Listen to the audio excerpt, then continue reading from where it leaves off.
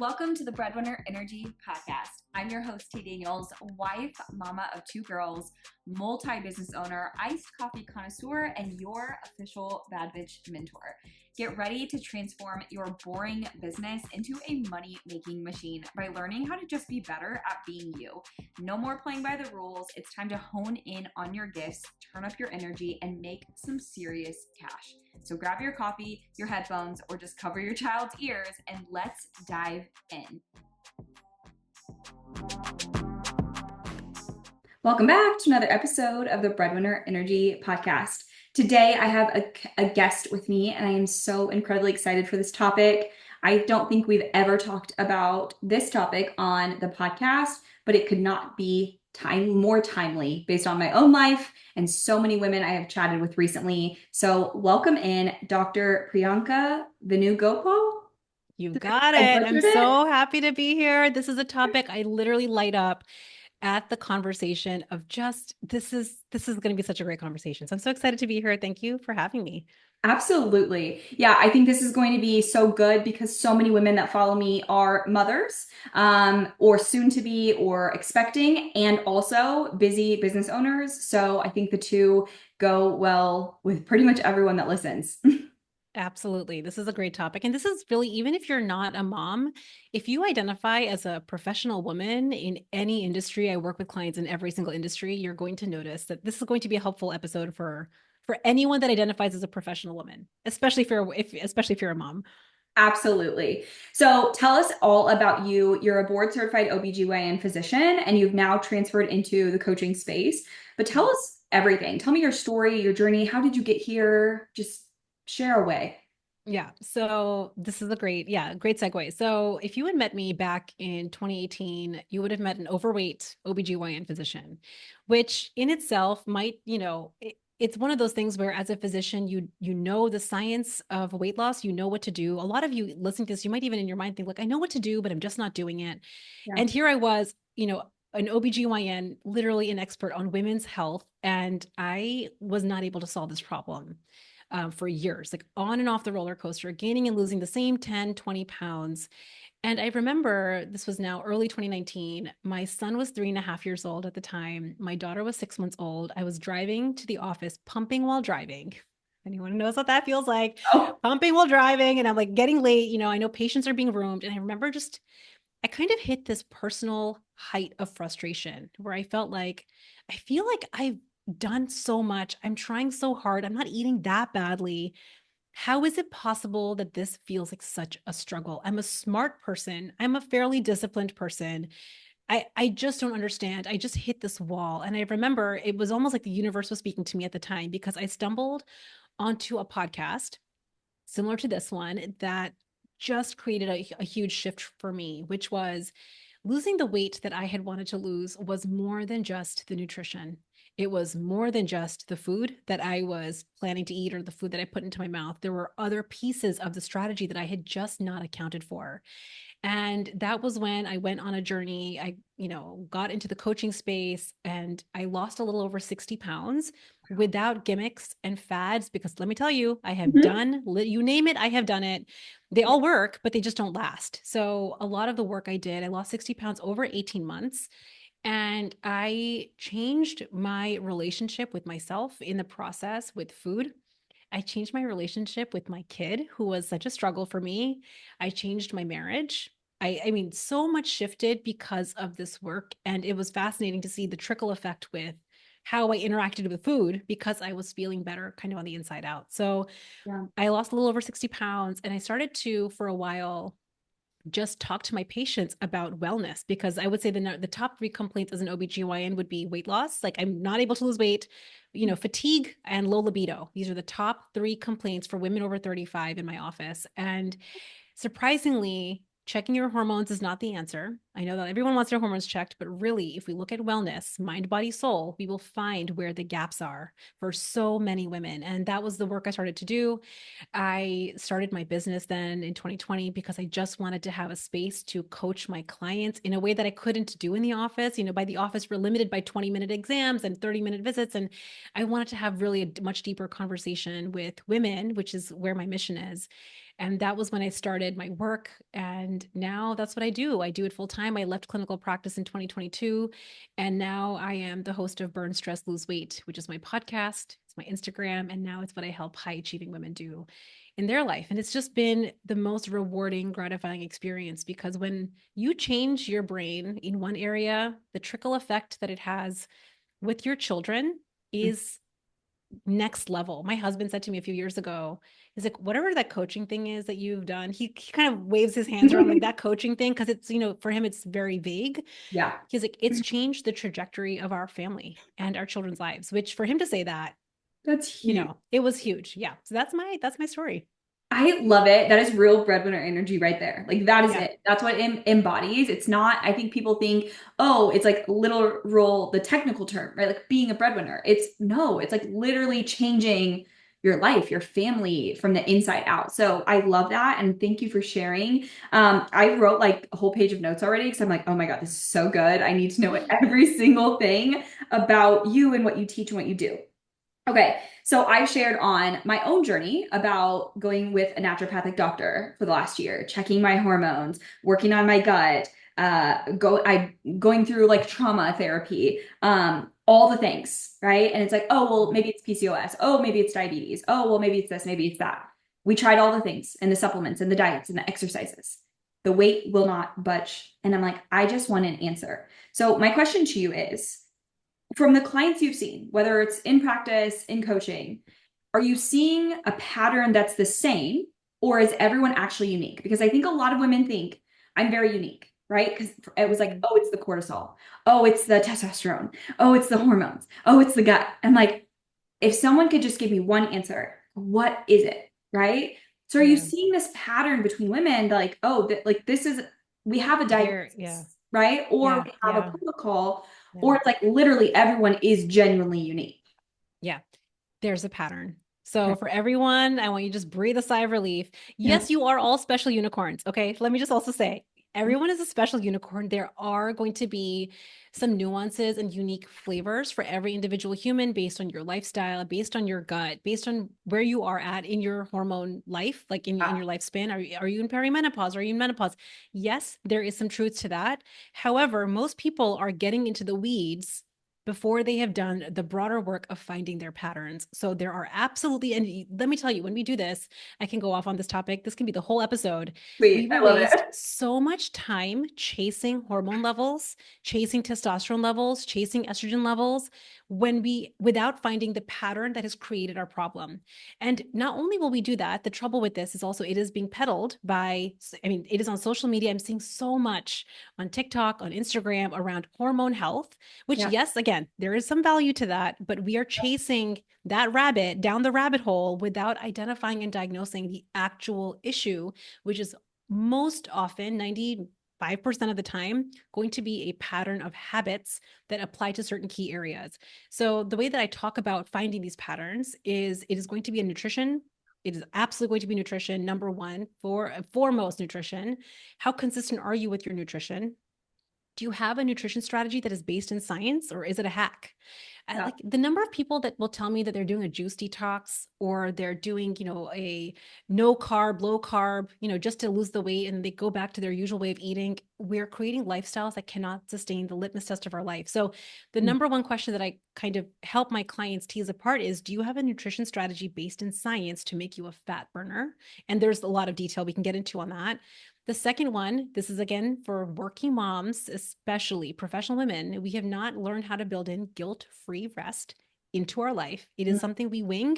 We think it is just like we can just throw it in when we're done with our to-do list, but the to-do list is ever growing, my friends. So you get to the bottom of your supposed to-do list and you feel kind of guilty at the idea of resting because you could get ahead tomorrow on tomorrow's task. So when we have done that perpetually, our brain is hardwired eventually because we're taxing our brains all the time. She's going to want to break. Food, alcohol, and the scroll are the fastest ways there. So we will have little bites and licks and nibbles without realizing it, and then have selective amnesia. I call it selective amnesia because look, I'm doing like when I, the 200-pound story when I'm driving to work, I'm like, I'm doing all the things. I'm eating so well. Yeah. No, I wasn't. If I took a fine tooth comb and I was really objective, no, I wasn't. And then again, this is selective amnesia. The the piece of the strategy that is missing is play. Guilt-free rest is different than play. We have forgotten how to play without food and alcohol. We celebrate with food and alcohol. We, drown our sorrows with food and alcohol. If you fail a test or you don't get a promotion, you drown it with, you like see it in the movies all the time. Or if you get a promotion, we celebrate it with dinner. So food and alcohol has become the way that we play, and we haven't learned how to do that without food and alcohol. And then the last one is movement. How can we incorporate small amounts of movement to really benefit our wellness, cortisol levels, but also just access fat burning physiology? And we don't have to hit the treadmill 6 days a week. It's not about that. It's really about being mindful. So really having that four-pronged approach.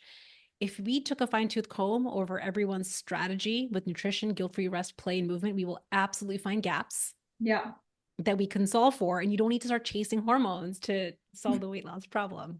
Thank you for this. I love it. I wrote it all down so I could implement this into our conversation. I think it's really interesting you say this. So over the last year and a half after having my second daughter, because I had my first, she's almost 8, and lost the weight right away, right? Went right back. I was very young. I was 23, now I'm 31. Now this time I'm like 30 pounds overweight, right? So I'm doing the doctor. I stopped coffee. I stopped alcohol. I went animal-based. I went plant-based. I did therapy. I did EFT. I then became obsessive with the weight. I weigh myself every morning, every evening, obsessed, crying, nothing fits, like exhausted over it, right? So now I'm creating this mental cycle with myself. Yeah. Also overworking. And then I would go in these cycles of not eating like all day. Yeah. Because I'm busy, right? And then Yeah. I would eat last and I would eat at night. And then also celebrating with food. Like I'm obsessed with celebrating with food. So this all makes sense. And then I, over the last month, brought my coffee back in, stopped working with the naturopathic doctor, stopped obsessing, get almost to the point of giving up, lost 5 pounds.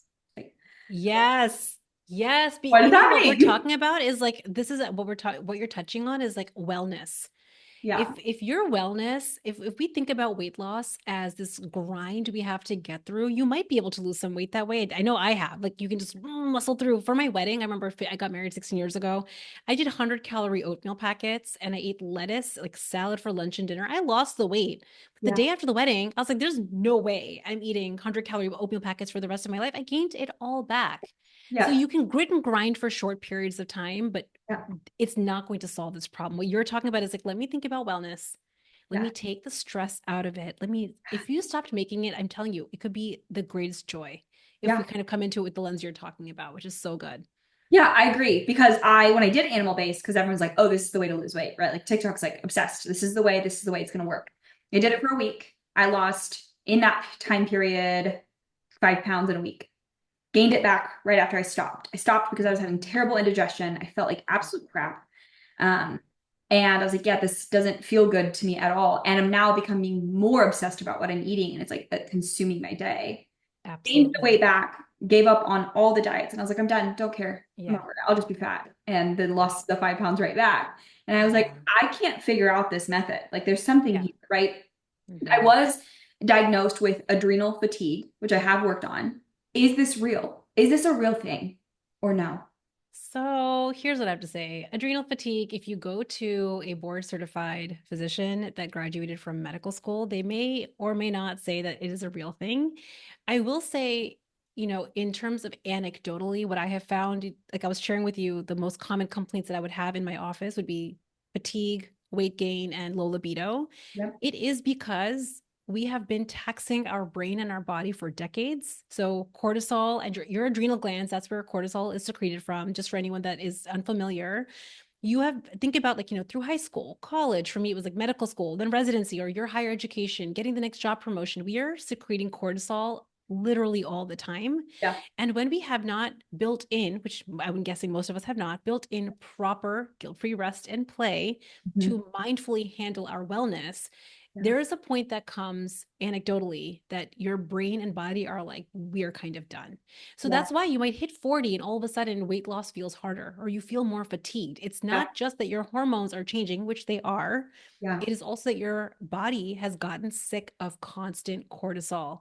Yeah. And, speaking on kind of stress, because I think this is an important piece, you might go to the doctor and they might say, you have to work on your stress.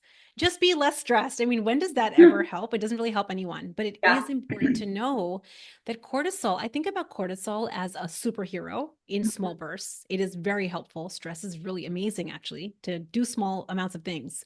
But when we have it chronically, it will make weight loss impossible. Yeah. So if you're a professional woman, listen, you've signed up for a life that has stress. You signed up for the big goals and the big things. And you're a mom, like, let's just Right. pile it on. But so stress on its own is not a problem. It's not a villain. But when it Yeah. goes unchecked, when we don't know how to be with ourselves through the discomfort of real life circumstances with your kids, with your job, when we don't know how to manage the stress, and this is where coaching really unlocked so much for me, Yeah. that is where cortisol and unchecked stress will have a real detrimental effect on your wellness. It will lead to, belly fat, slower metabolism. Like if you think about evolutionarily, cortisol is telling your brain we're in danger. Yeah. Your brain cannot tell the difference between a spreadsheet and a lion. It doesn't know the difference between your kid having a temper tantrum at Toys R Us and the project deadline due tomorrow. So Mhm. when that happens, our brains get so accustomed to constantly living in fight, flight, freeze, Yep. that it will slow our metabolism, saying we need to hold on to the fat. It is a precious resource we need to survive. No wonder weight loss feels impossible because we don't address this. So, Yeah. This is so good because I have been in constant stress, I would say most of my life, right? Almost to the point where I thought it was normal the way I was feeling. So then when I would go in and she was like, yeah, I feel like you're extremely stressed. Like you are high performing. You got all this going on. You seem very stressed. And I felt like, well, no, I'm not. This is how I mhm, operate. This is very normal for me. Right. And she was like, then when I got into therapy, she's like, this is not normal for everyone. This feels normal for you because you've done it so long, right? So that's why cortisol, hormones, all the other things are tanking gut, brain, mhm, body connection, wellness because you are running on stress hormones 24/7. Here's yeah, my question to you. A lot of women in this space are high performers and or mothers. So you're high performing all the time with very little time and or rest, play, health, wellness, yes. unless you put it in there, right? So my question to you is, how do you how do I want to ask this, right? It's like, how do you continue to be a high performer Mhm. without it tanking the Yeah. stress, right? I mean, how do you Yeah. deal with This those? is this is great. I think a better question for everyone to ask themselves is how is you not prioritizing your wellness tanking your overachieving capabilities? So what I have found, and this is now again, I work with clients, I have physicians, attorneys, team leaders, veterinarians, like professors, every single industry that Yeah. is the high achieving person, right? They have a lot of goals and also their moms. What I have found is when you prioritize your wellness, which means you get to go onto your calendar first, your Mhm. wellness gets to go onto your calendar first. And what wellness might look like for you might be different than me. This is where individual, nuanced, we have to be really individual and nuanced for you. Yeah. What creates wellness for you has to go onto your calendar first, not last, not when we can squeeze it in, not when we're done with the task list. It has to go on first. And when we can anchor to that first, what's amazing is you will end up becoming more focused, more productive, more efficient. You'll hit goals better in every other part of your life. So the first thing we have to actually see is you prioritizing your wellness is not a loss for the people in Yeah. your life. It is actually a benefit. And there's so much data on this now that when we prioritize ourselves, we show up more the way that we want.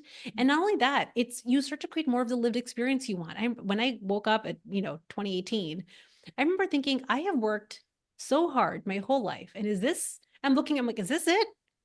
I Yeah. mean, I thought that by this time I'm in attending now. I thought that, because of arrival fallacy, when my life, when I'm done with medical school, then I'll feel better. When I'm done with residency, then I'll feel better. Yep. No, there is no such thing. I woke up and I'm like, turns out if I don't prioritize my wellness, I'll Yep. be 60 pounds overweight because I used food in little ways to make myself feel better. And there's a better way.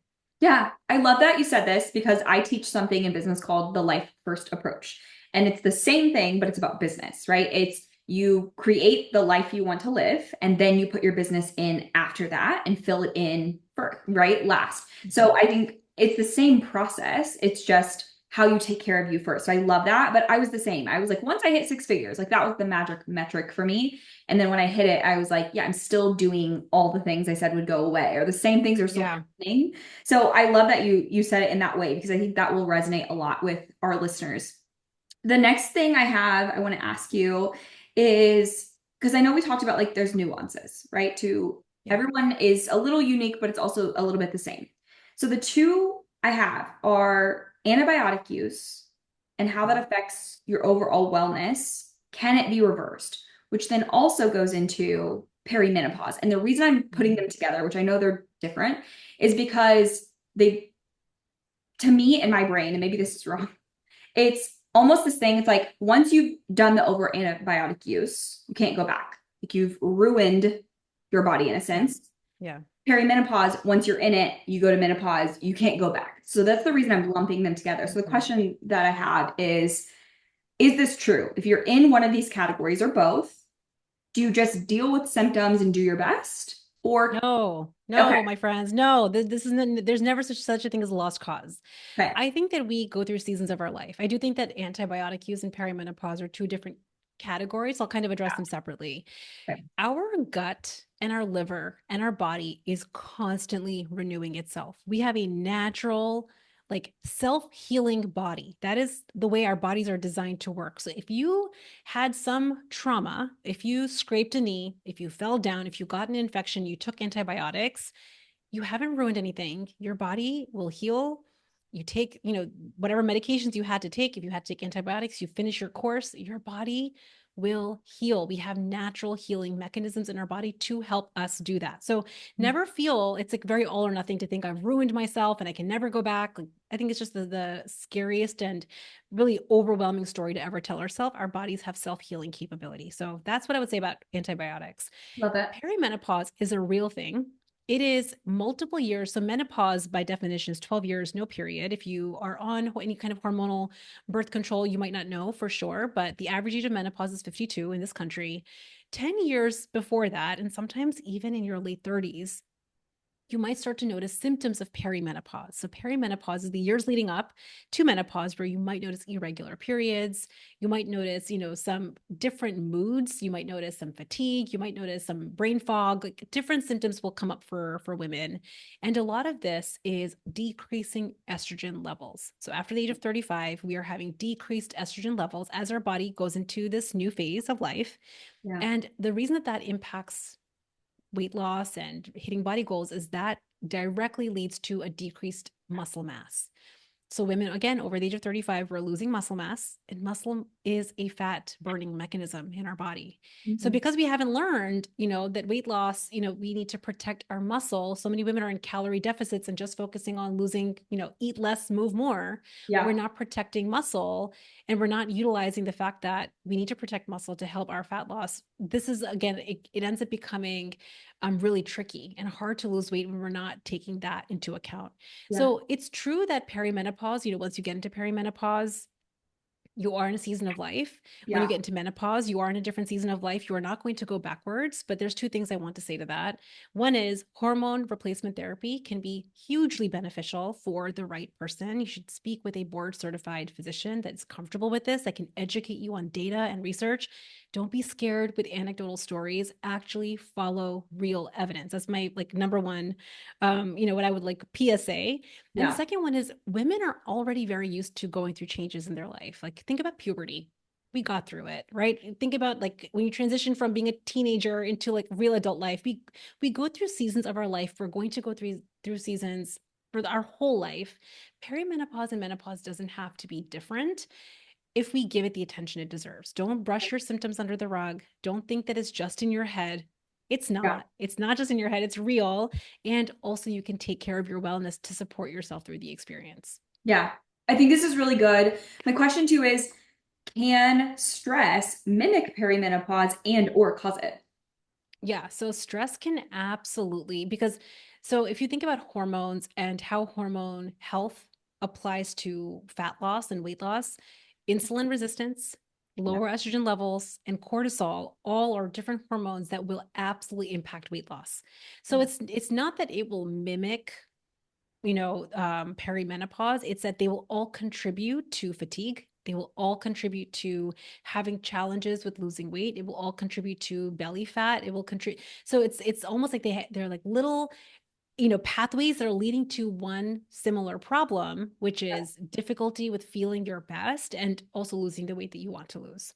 I love this. And the reason I brought up, like, for a lot of you listening, maybe you're thinking, like, we're bringing up so many topics. And the reason being is because I think so many people think, and I did, oh, it's perimenopause. Oh, it's postpartum. Oh, it's hormones. Oh, it's the coffee. It's the diet. It's all these things. But what I wanted to bring this back to, and what it sounds like, is high performing and or stress while also not taking care of your actual habits, your nutrition, your guilt-free rest, your playing, and your movement.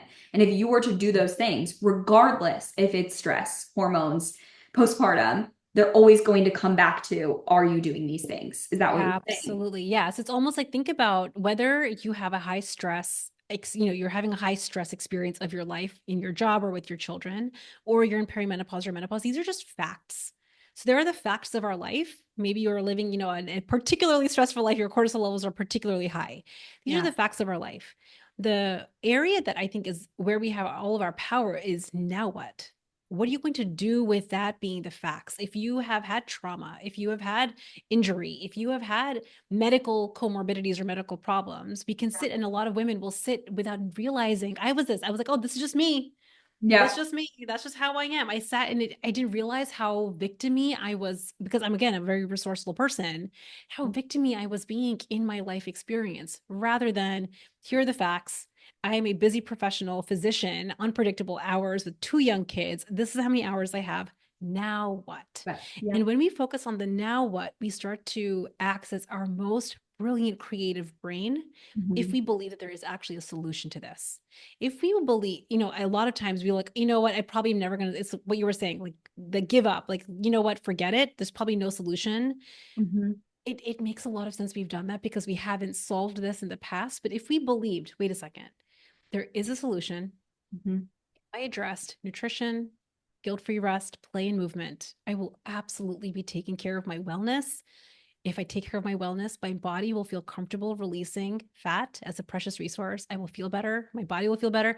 It all of a sudden the solutions will start to pour out of us. But I do think that working with a coach, having accountability, finding those gaps is of course going to level up your ability to do this because it is hard to do on your own. Absolutely. And especially too, when you're busy, I think for a lot of us, we get into these cycles, right? We're like, start, like, oh, I'm going to work out now. I'm going to eat better now. We do it for like a week. Then the kids are sick, right? And then we're like, oh, we throw that out the window, or, Yeah. oh, we have this really big thing happening this week. So then we, you know what, it's easy to Yeah. pull off and then not come back to it. Or like, oh, I did that for a month. It didn't work. So I Mhm. totally agree. Get a coach, get Yeah. support, because especially if you're busy and your life is busy, but you know you need to change it. I am Mhm. such a huge advocate for getting support, having the accountability. I want to touch briefly on nutrition. I think this is a wide topic. I think that so many people, like we said, like you talked about, are looking on social media. There's so many fad diets. What do we choose? Are we focusing on hormones, right? And then it's all this multi-layer. And then we also have this component if you're in the United States, which is the good food even good anymore? Mhm. So where do you start when we think of nutrition? Where do you start? Yeah, I think this is a really great topic and it can get complicated because there are so many, it's not just in the United States, is good food good? Because that's a big question. Yeah. It's also culturally, people from different you might have a different cultural background based on the foods you grew up with. Foods of your home or your culture might be also influencing how you want to be with your family and the foods you want to eat with your family. So there's that element of it as well. Yeah. I think when we look at science and data, there is across the board plenty of evidence that says highly processed foods. And by highly processed, anything that has gone through a factory and turned into a product. It's Mhm. unfortunate because this is modern industrialized food industry has taken our society over by storm. So it is very hard to find non-processed foods. Yeah. And again, I want to say this is not all or nothing, but generally speaking, so many of us busy professionals have a lot of highly processed foods in our home.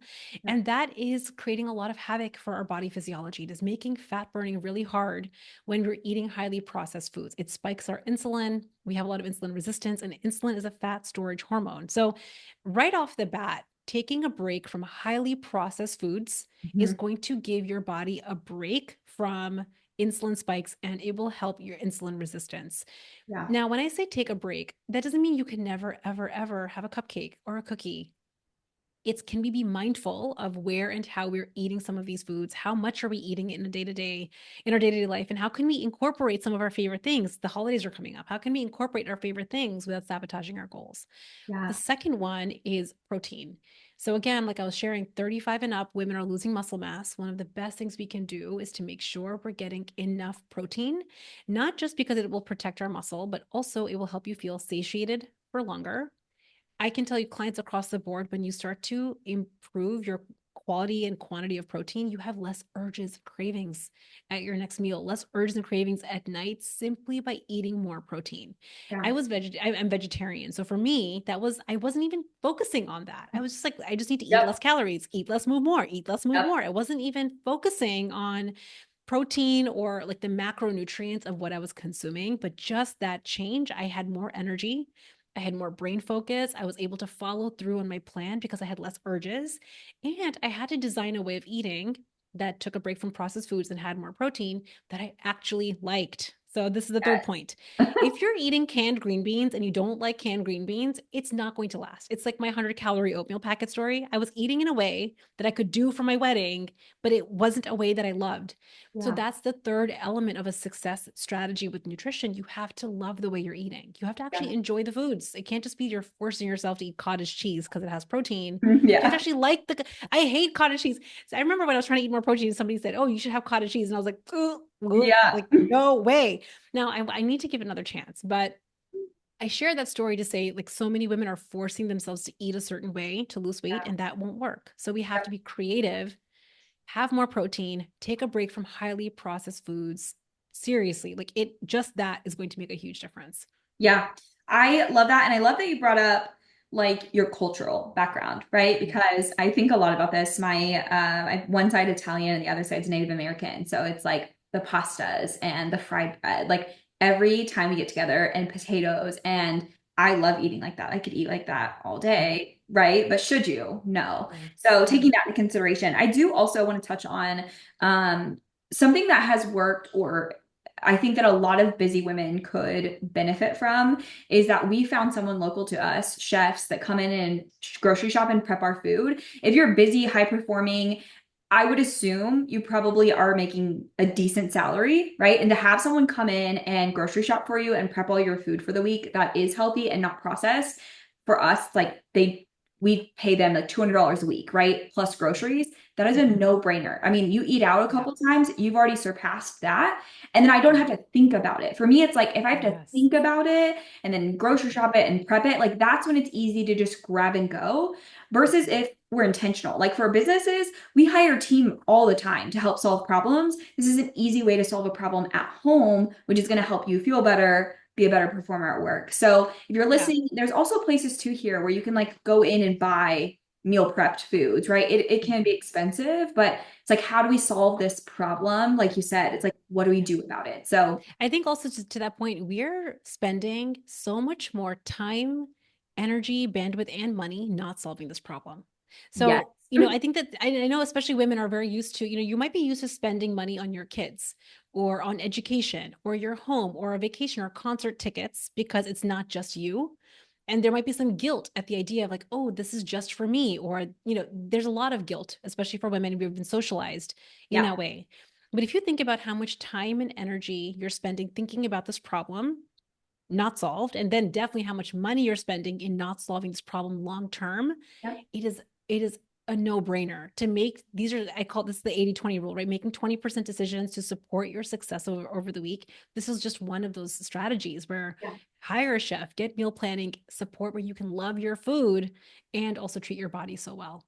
I could not agree more. One of our chiropractors had told us you either spend the money on your health and wellness or you spend more time and money being sick. And it's so true. So it's like you have to decide. do you spend the time and money now, or do you spend it later in a worse way? Right. Yeah. And that's Yeah. kind of for us. It was like, this just makes sense where it's going to be time and money efficient while also keeping our family healthy. And so I Yeah. want to say just thank you for having this conversation today. I think that so many women need to hear this from this lens. And I know that you said a podcast, and I think you have a free course as well. Could you share that with Mhm. our listeners? Absolutely, yes. So, Burn Stress, Lose Weight is the name of my podcast. I share a lot of science, strategy, and story. I think one of my favorite parts about the podcast is I love storytelling. So, real fails, friends, real fails, and how I handle it. I think my success on the scale and what I see with my clients, it's built on the back of failure. Yeah. So, I want to share with you, if you have failed multiple times, it's okay. We can work on that. And yes, I have a free course. If you head over to burnstressloseweight.com, you will see a link at the top. This is free course. You can get it. It is a quick it's basically like 6 episodes that guides you through a lot of the process we talked about today. It talks about strategy and how to really help create more wellness for you on and off the scale. And come say hi over on Instagram, Burn Stress Lose Weight. Amazing. Thank you for sharing. We will have everything linked below. Grab her course, listen to her podcast, follow her on Instagram. Thank you so much for being here today. This was such a good conversation. I love it so much. Thanks, friends. Yeah, and thanks for everyone who listens. We will chat with you on the next episode.